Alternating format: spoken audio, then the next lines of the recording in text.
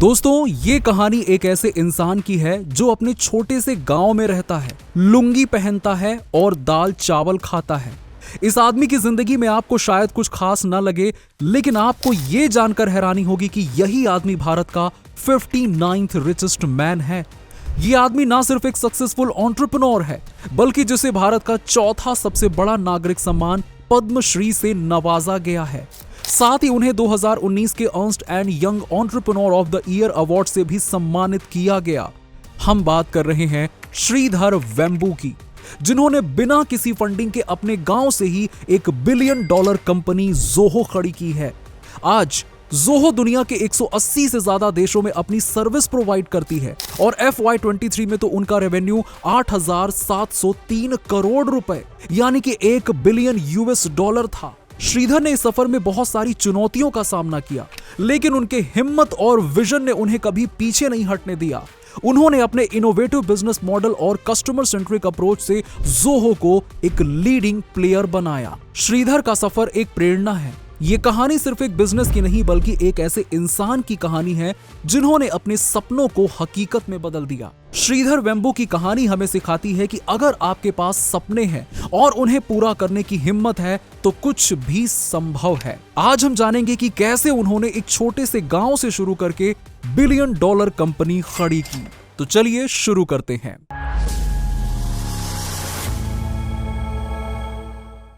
श्रीधर वेम्बू का जन्म 1968 में तमिलनाडु के एक छोटे से गांव में हुआ था, जहां उनका परिवार खेती बाड़ी का काम करता था और बाद में उनके पिता चेन्नई शिफ्ट हो गए और हाई कोर्ट में स्टेनोग्राफर के रूप में काम करने लगे। अब एक साधारण बैकग्राउंड से होने के बावजूद श्रीधर की थ्रस्ट ऑफ नॉलेज उन्हें बहुत ऊंचाइयों तक ले गई। श्रीधर अपने परिवार के पहले इंसान थे जिन्होंने कॉलेज ज्वाइन किया। उन्होंने इलेक्ट्रिकल इंजीनियरिंग को चुना क्योंकि उनका सपना था कि वो एक दिन खुद से एक कंप्यूटर बना सके। बचपन से ही श्रीधर का इंटरेस्ट टेक्नोलॉजी में था और वो हमेशा या तो साइंटिस्ट बनना चाहते थे या प्रोफेसर, या फिर इस फील्ड में कुछ फंडामेंटल रिसर्च करना चाहते थे, यानी कि डीप डाउन जाना चाहते थे। उनकी मेहनत का नतीजा ये हुआ कि उन्होंने all India joint entrance examination यानी कि JEE में 27वीं रैंक हासिल की और IIT मद्रास में एडमिशन ले लिया। हालांकि IIT की पढ़ाई उनके लिए काफी प्रेस्टिजियस थी, फिर भी श्रीधर को लगा कि ये कैरिकुलम में वो गहराई नहीं थी जिसकी उन्हें तलाश थी। उनका क्यूरियोसिटी ड्रिवन माइंडसेट उन्हें हमेशा नए आइडियाज और प्रैक्टिकल इनोवेशंस की ओर खींचता रहा। गांव की सादगी और हाई लेवल एजुकेशन का ये अनोखा मेल श्रीधर की सोच और उनके फ्यूचर को शेप करने लगा। उन्होंने सिंप्लिसिटी और टेक्नोलॉजी के बीच एक परफेक्ट बैलेंस बनाया, जो आगे चलकर उनके एंटरप्रेन्योरियल सफर की पहचान बना। श्रीधर वेम्बू की एंटरप्रेन्योरियल जर्नी 1996 में शुरू हुई, जब उन्होंने अपने भाइयों और दोस्त टोनी थॉमस के साथ मिलकर एक कंपनी की शुरुआत की जिसका नाम था एडवेंट नेट। ये एक नेटवर्क मैनेजमेंट कंपनी थी जिसका फोकस टेक्नोलॉजी सॉल्यूशंस पर हुआ करता था। शुरुआत में उनका प्रोडक्ट तो अच्छा था, लेकिन उन्हें सबसे बड़ी दिक्कत सेल्स में आ रही थी। उस वक्त श्रीधर US में रहते थे और बिजनेस में एक्टिवली इन्वॉल्व नहीं थे, लेकिन जब उनके भाइयों और दोस्तों ने मदद मांगी तो श्रीधर ने रिस्पॉन्सिबिलिटी ली और सेल्स को हैंडल करने का फैसला किया। उन्होंने अपने लिए एक बिजनेस कार्ड प्रिंट करवाया जिस पर लिखा था VP of marketing and business development, और यूं उनकी सेल्स जर्नी की शुरुआत हुई। हालांकि श्रीधर खुद को एक ग्रेट सेल्समैन नहीं मानते थे। उन्होंने बड़ी बड़ी US कंपनीज को क्लाइंट्स बनाया, लेकिन बहुत कम मार्जिन पर। एक बार कुछ क्लाइंट्स ने उन्हें बताया कि वो उनके सॉफ्टवेयर के लिए 10 गुना ज्यादा पे करने को तैयार थे, लेकिन श्रीधर ने इस अपॉर्चुनिटी को मिस कर दिया। इस बीच उनकी टीम ने रेवेन्यू को सैलरीज में खर्च करने के बजाय री इन्वेस्ट किया और एक नया प्रोडक्ट लॉन्च किया जिसे वेब NMS कहा गया। ये एक IoT प्लेटफॉर्म था और 1998 तक एडवेंट नेट $1 मिलियन की रेवेन्यू क्रॉस कर चुकी थी। उस वक्त जाकर श्रीधर और उनकी टीम ने अपनी पहली सैलरी ली और सेल्स टीम को एक्सपैंड करना शुरू किया। लेकिन ये तो सिर्फ शुरुआत थी। श्रीधर के स्ट्रेटेजिक डिसीजंस और प्रोडक्ट इनोवेशंस की वजह से कंपनी ने धीरे धीरे मोमेंटम पकड़ना शुरू किया। उन्होंने सोचा कि VC फंडिंग के बजाय कस्टमर सेटिस्फैक्शन को चेस करना ज्यादा फ्रूटफुल होगा और यही उनकी फिलॉसफी बनी। 1999 तक एडवेंट नेट ने $10 मिलियन की रेवेन्यू क्रॉस कर ली थी और यहीं से उनकी कहानी का असली ब्रेक थ्रू शुरू हुआ। 1999 तक एडवेंट नेट स्टडी ग्रोथ कर रही थी, लेकिन असली ब्रेक थ्रू तब आया जब उन्होंने एक बड़ा स्ट्रेटेजिक डिसीजन लिया। श्रीधर वेम्बू और उनकी टीम ने वेंचर कैपिटल फंडिंग को रिजेक्ट करने का फैसला किया। उस समय उन्हें $10 मिलियन की फंडिंग ऑफर की गई थी, लेकिन श्रीधर का मानना था कि इन्वेस्टर्स मनी की बजाय अपने प्रॉफिट्स को री इन्वेस्ट करना और ऑर्गेनिक ग्रोथ पर फोकस करना ज्यादा बेहतर होगा।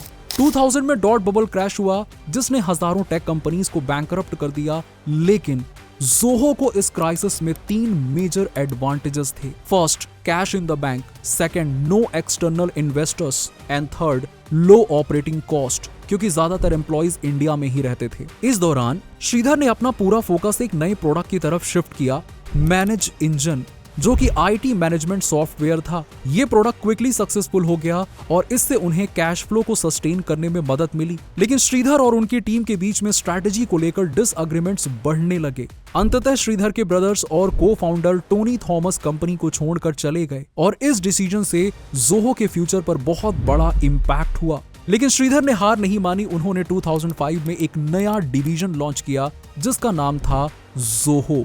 ये एक क्लाउड बेस्ड सॉफ्टवेयर सूट था जिसमें वर्ड प्रोसेसर, स्प्रेडशीट्स, CRM और प्रोजेक्ट मैनेजमेंट जैसे बिजनेस टूल शामिल थे। ज़ोहो ने धीरे धीरे मार्केट में अपनी पहचान बनानी शुरू कर दी और 2008 तक उन्होंने 1 मिलियन यूजर्स को अट्रैक्ट कर लिया। उसी साल उन्होंने कंपनी का नाम बदलकर ज़ोहो कॉर्पोरेशन रख दिया और एडवेंट नेट का दौर ऑफिशियली खत्म हो गया।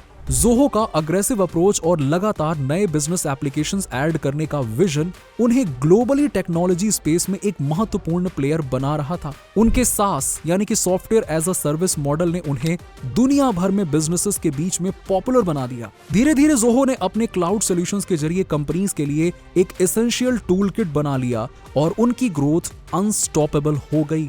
2008 तक ज़ोहो का नाम हर छोटे बड़े बिजनेस में लिया जाने लगा था और यहीं से उनकी कहानी एक ग्लोबल ब्रेक थ्रू बन गई। ज़ोहो की कहानी में सबसे बड़ा टेस्ट तब आया जब 2000 में .com बबल बस्ट हुआ। टेक कंपनीज की तबाही हो रही थी और कई स्टार्टअप्स ने बैंकरप्सी फाइल कर दी थी, लेकिन श्रीधर वेम्बू और उनकी टीम ने इस मुश्किल समय को एक अपॉर्चुनिटी में बदल दिया। उनकी डिटर्मिनेशन और मार्केट की अंडरस्टैंडिंग ने ज़ोहो को रिसेशन और टेक इंडस्ट्री की गिरावट से बचाया। श्रीधर का डिसीजन ना सिर्फ सही था बल्कि ये ज़ोहो को टेक इंडस्ट्री में एक इंपॉर्टेंट पोजीशन तक ले गया।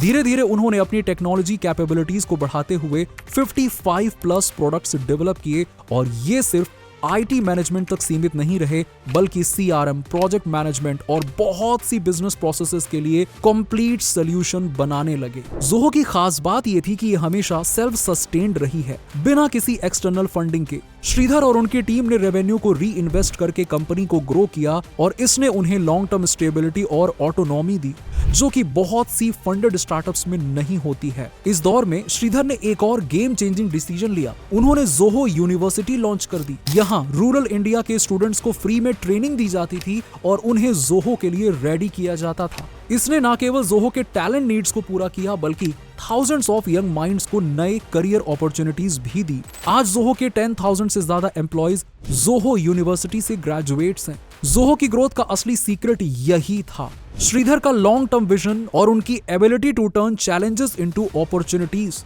चाहे वो इकोनॉमिक रिसेशन हो, को फाउंडर्स का डिपार्चर हो या टेक्नोलॉजी मार्केट में लगातार चेंजेस आ रहे हों, ज़ोहो ने हर मुश्किल का सामना किया और उससे कुछ नया सीखा। श्रीधर वेम्बू ने बिजनेस में कई स्ट्रैटेजीज अपनाई जिन्होंने ज़ोहो को एक ग्लोबल सक्सेस बनाया। इनमें से सबसे बड़ी स्ट्रैटेजी थी बूटस्ट्रैपिंग, बिना किसी एक्सटर्नल फंडिंग के बिजनेस को ग्रो करना। जब ज्यादातर टेक स्टार्टअप्स वेंचर कैपिटलिस्ट की तरफ देखते हैं, श्रीधर ने हमेशा कस्टमर्स को प्रायोरिटी दी और सेल्फ सस्टेनेबल ग्रोथ पर फोकस किया। उनका मानना था कि अगर आप कस्टमर की जरूरतों को समझते हुए उनके लिए वैल्यूएबल प्रोडक्ट्स बना रहे हैं तो आपको इन्वेस्टर्स की जरूरत ही नहीं पड़ेगी। ज़ोहो की दूसरी सबसे बड़ी स्ट्रैटेजी थी talent development through Zoho university. जब श्रीधर ने देखा कि उन्हें भारत में क्वालिटी इंजीनियर्स नहीं मिल रहे हैं तो उन्होंने रूरल इंडिया से ही टैलेंट तैयार करने का फैसला किया। ज़ोहो यूनिवर्सिटी एक ऐसा इनिशिएटिव है जहां स्टूडेंट्स को टेक्नोलॉजी की ट्रेनिंग दी जाती है और उन्हें काम करने के लिए रेडी किया जाता है।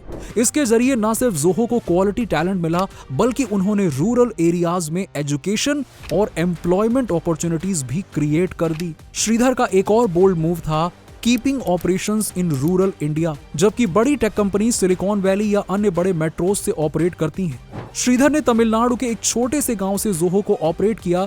इससे उनके ऑपरेशनल कॉस्ट बहुत कम हो गए और वो अपने एम्प्लॉयज को एक बेहतर वर्क लाइफ बैलेंस दे सके। श्रीधर का मानना है कि रिमोट और रूरल ऑफिसेज भविष्य की स्ट्रैटेजी है, क्योंकि इससे कंपनीज को लो कॉस्ट टैलेंट मिल सकता है और एम्प्लॉयज को अपने गांव और शहर में रहकर काम करने का अवसर मिलता है। इसके अलावा जोहो की एक और बड़ी बिजनेस स्ट्रैटेजी थी offering a diverse product portfolio.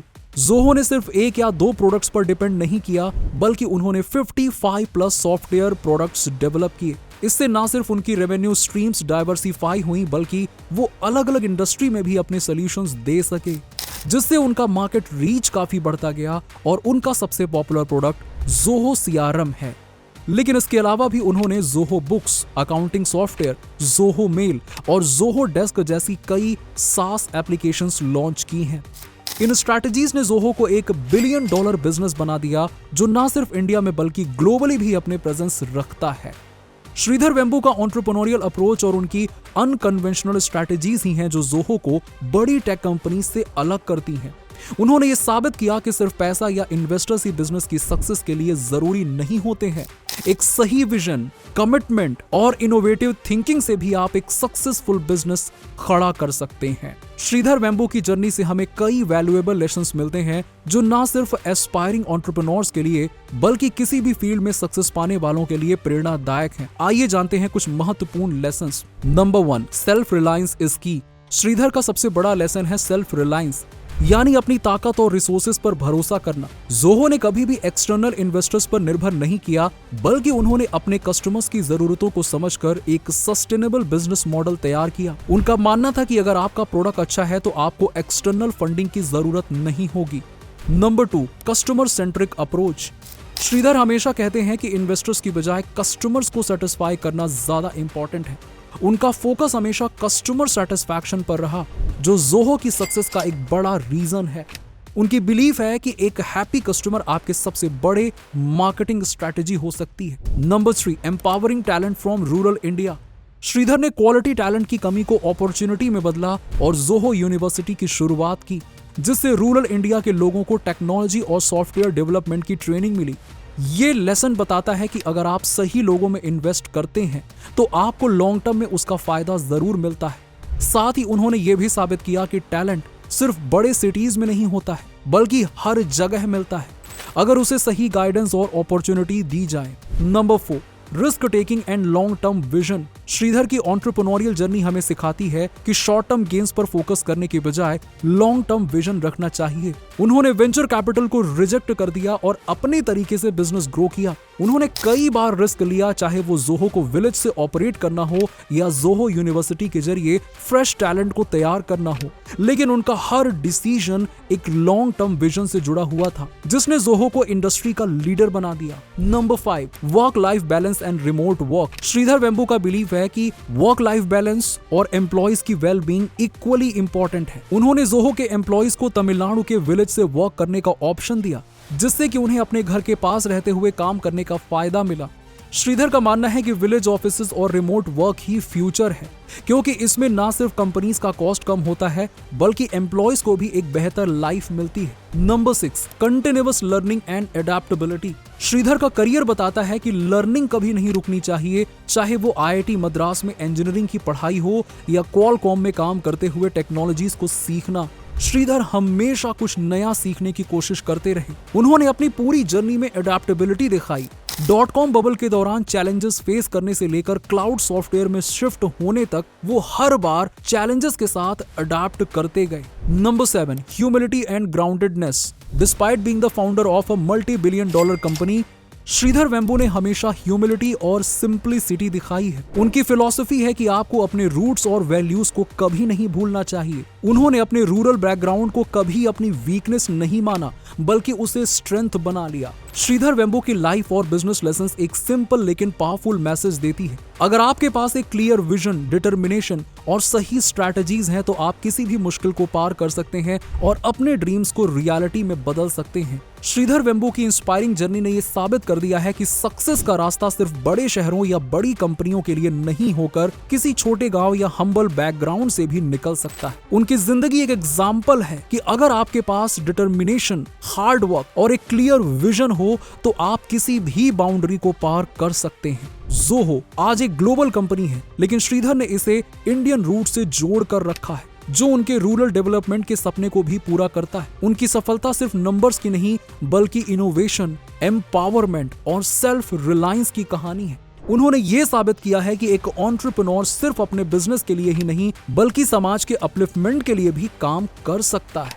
Shridhar Vembu का एंटरप्रेन्योरियल माइंडसेट और उनकी सिंप्लिसिटी हमें सिखाती है कि रिसोर्सेज की कमी कभी भी एम्बिशन को डिफाइन नहीं करती, बल्कि आपकी सोच और मेहनत ही आपकी अल्टीमेट स्ट्रेंथ होती है। उनकी लाइफ एक रिमाइंडर है कि चाहे चैलेंजेस कितने ही बड़े क्यों ना हो, अगर आप फोकस और परसिवियरेंस के साथ आगे बढ़ते हैं तो सक्सेस जरूर मिलती है।